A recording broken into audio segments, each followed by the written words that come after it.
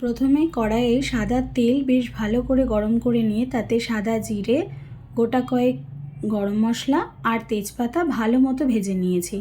আগের থেকে গোবিন্দভোগ চালটা ধুয়ে রেখে দিয়েছিলাম, সেই চালটাও দিয়ে দিলাম।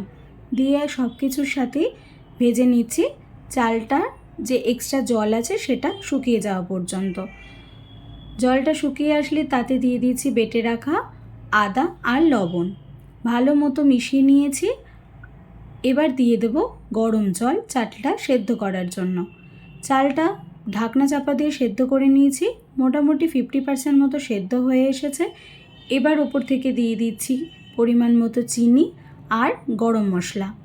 সব কিছু আবারও ভালোভাবে মিশিয়ে নিচ্ছি। কাজু কিশমিশ দিলে ভালো লাগে, আজকে আর আমি দিইনি। যখন মাঝে মধ্যে ইচ্ছে হয় এইরমভাবেই বানিয়ে নিই। পনির, মাংস, ডিম সব কিছুর সাথেই ভালো লাগে খেতে। এরপরে ঘি গরম করে ওপর দিয়ে একটু ঘি ছিটিয়ে নিলেই রেডি হয়ে যাবে সাদা ঝরঝরে পোলাও। কাদের কাদের এরকম পছন্দ জানিও অবশ্যই, তোমরাও ট্রাই